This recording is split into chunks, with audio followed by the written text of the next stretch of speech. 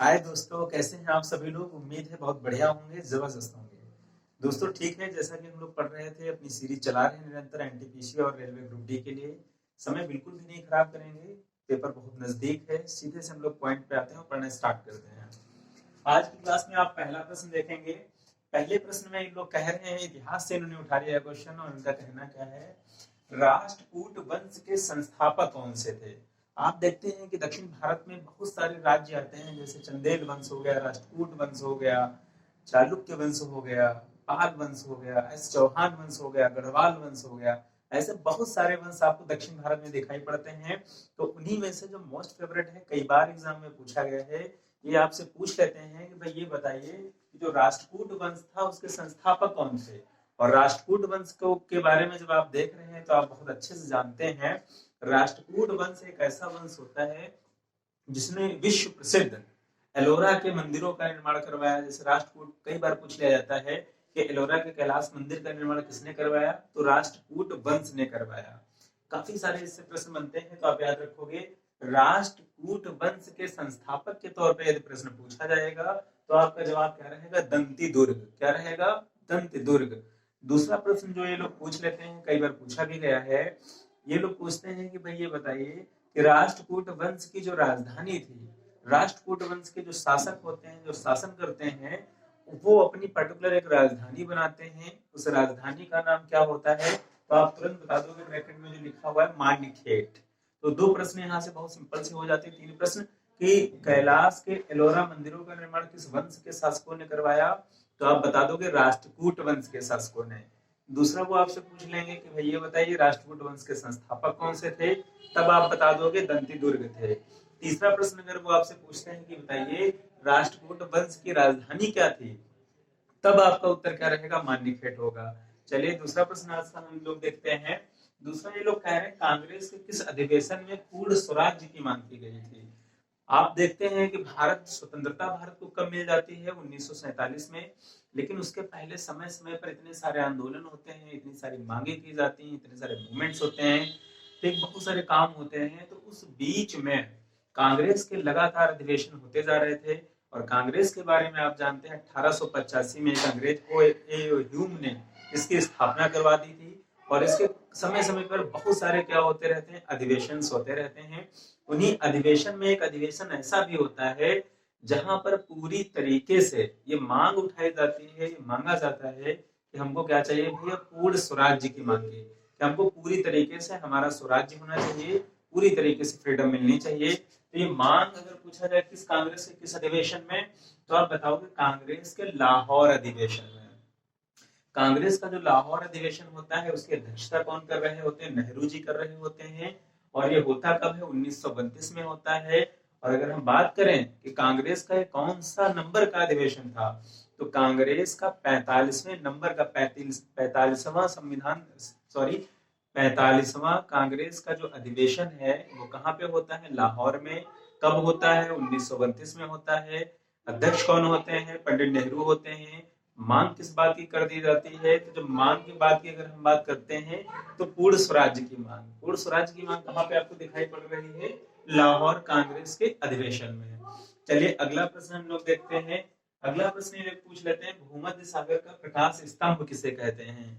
आप जानते हैं कि भूमध्य सागर है, ठीक है, प्रशांत महासागर है, बहुत सारे सागरों का एक पूरा का पूरा बहुत बड़ा हब है।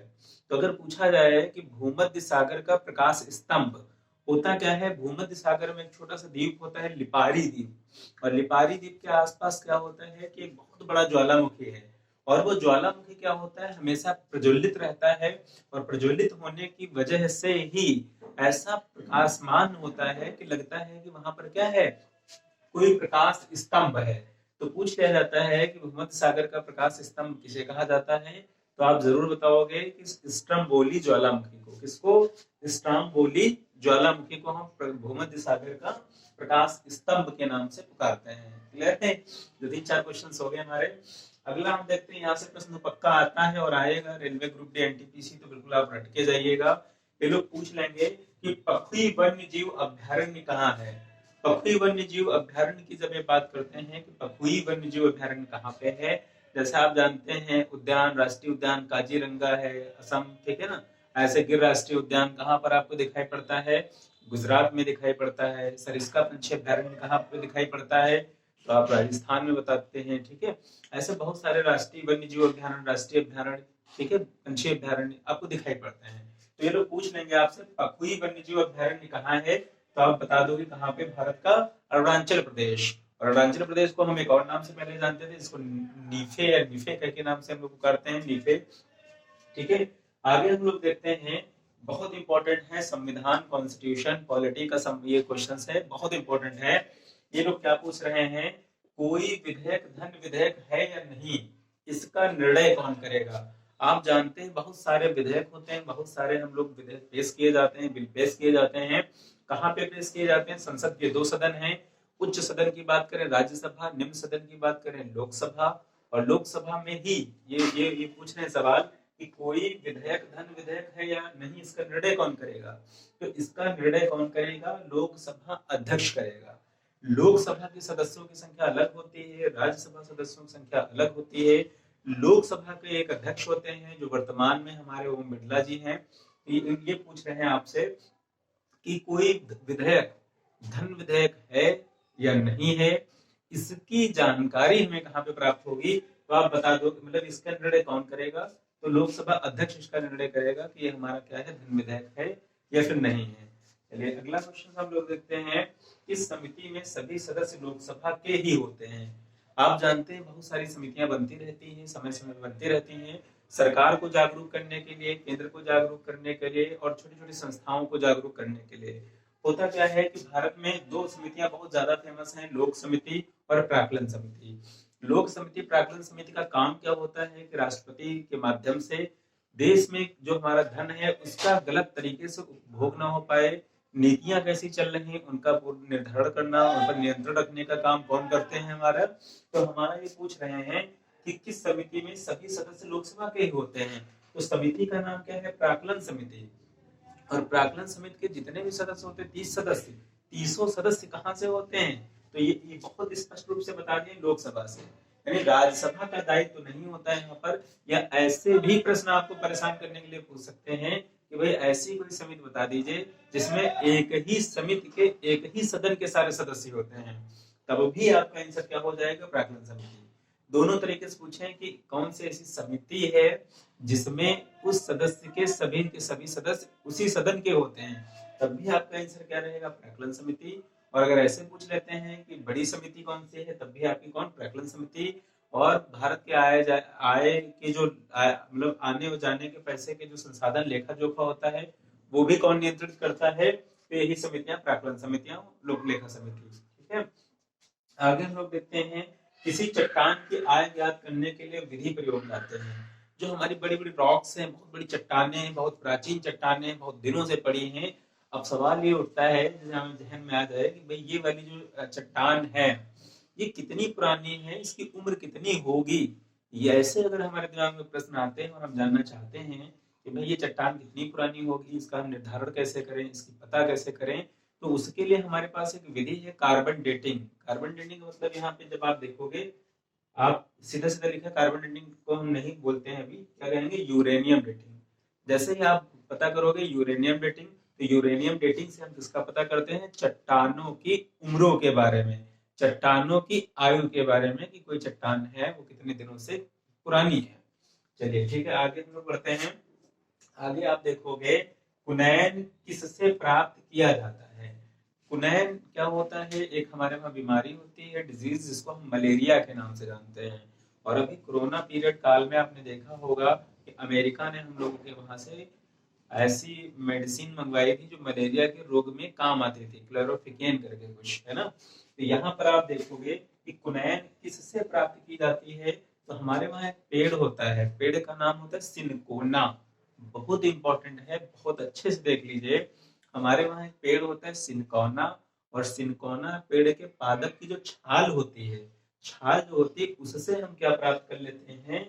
हम सिनकोना पादप की छाल से प्राप्त कर लेते हैं। ठीक है, फिर से देख लीजिए आप कि कुनैन किससे प्राप्त किया जाता है? तो कुनैन हमारे वहां एक पेड़ पादप होता है जिसको हम नाम देते हैं सिनकोना, और सिनकोना के पादप मतलब सिनकोना का जो पादप है उसकी छाल से हम प्राप्त करते हैं क्या? पुनः। क्लियर है। आगे हम लोग देखते हैं चेचक से शरीर का कौन सा अंग प्रभावित हो जाता है। बहुत सारी बीमारियां हैं, आप जानते हैं बीमारी के ऊपर दो तीन प्रश्न दो तीन तरीके से बनते हैं। पहला तो वो दे देते हैं कि भाई ये वाला जो हमारी बीमारी है ये वायरस से वायरस से है कि बैक्टीरिया से है ना। इस प्रकार से पूछ लेते हैं, फंजाई से है ऐसे पूछ लेते हैं। दूसरा ये पूछ लेते हैं कि ये शरीर के किस अंग को प्रभावित करती है। ठीक। तीसरा प्रश्न ये पूछ लेते हैं ये किस वजह से होती है। तो यहाँ पर इन लोगों ने प्रश्न का जो प्रकार पूछा है कि चेचक से शरीर का कौन सा अंग प्रभावित होता है। तो वैसा प्रश्न पूछ लिया जाएगा, कोई आंख में होता है, कोई कान में बीमारी होती है। फिलहाल यहाँ आप बताओगे कि संपूर्ण शरीर, पूरे बॉडी में छोटे छोटे छोटे छोटे दाने जैसे निकल आते हैं, जिनको गाँवों में लोग क्या बोलते हैं, माता जी निकल आई है। इस चीज को अगर यहाँ पे पूछा जाए चेचक से शरीर का कौन सा अंग प्रभावित होता है, तो पार्टिकुलर हमारा हम अगर कहेंगे तो संपूर्ण शरीर, कोई एक विशेष अंग की बात नहीं होती है, पूरे शरीर में ऐसे दाने दिखाई पड़ते हैं तो उसको हम कह देंगे कौन सी बीमारी है, चेचक की बीमारी है। आगे देखेंगे आप लोग आज का अंतिम प्रश्न, और आप लोग लाइक शेयर सब्सक्राइब ज्यादा से ज्यादा करते रहेंगे। थोड़ा तकनीकी के चलते हुए वीडियोस में आवाजों की दिक्कत हो रही है, आवाज दिक्कत हो रही है, फंस फंस के आ रही है, प्रॉपर नहीं मिल पा रही है, काम कर रहे हैं हम लोग। जैसे ही अच्छा हो जाता है पूरी मेहनत कर करके इसको सही कराएंगे। चलिए देख लेते हैं हम लोग। भारत रत्न प्राप्त करने वाले पहले विदेशी व्यक्ति का नाम। ऐसे तो हम जानते हैं कि भारत में समय समय पर ऐसे लोग, असाधारण लोग, जिन्होंने समाज को कुछ दिया है, जो समाज के काम आए हैं, जिन्होंने राष्ट्र के लिए कुछ काम किया है, जिनको राष्ट्र पे गौरव है। ठीक है। जिन जो चाहता है या लोग जानते हैं कि उन्होंने राष्ट्र को अपना पूरा सब कुछ समर्पित कर दिया है, ऐसे व्यक्तियों को समय समय पर भारत रत्न दिया जाता है। बड़े बड़े नाम आपने देखे होंगे। ठीक है। यहाँ पर अगर ये पूछ रहे हैं, इंपॉर्टेंट इसलिए ये है क्योंकि ये पूछ रहे हैं भारत रत्न प्राप्त करने वाले पहले विदेशी व्यक्ति, क्योंकि भारत रत्न है चूंकि तो भारत के लोगों को ही मिलेगा, लेकिन पहली बार किसको, किसी विदेशी व्यक्ति को दे दिया गया, और उनका नाम क्या था, खान अब्दुल गफ्फार खान। पूछा जाता है बार बार, खान अब्दुल गफ्फार खान को क्या कौन सा पुरस्कार प्राप्त हुआ, तो भारत रत्न पुरस्कार। तो आज की वीडियो इतनी रही, आपने देखा बहुत अच्छे से। आप लाइक शेयर सब्सक्राइब करते रहेंगे, तकनीकी दिक्कतों को दूर करते हुए हम आपको बढ़िया से बढ़िया वीडियो देते रहेंगे। चलिए, थैंक यू सो मच।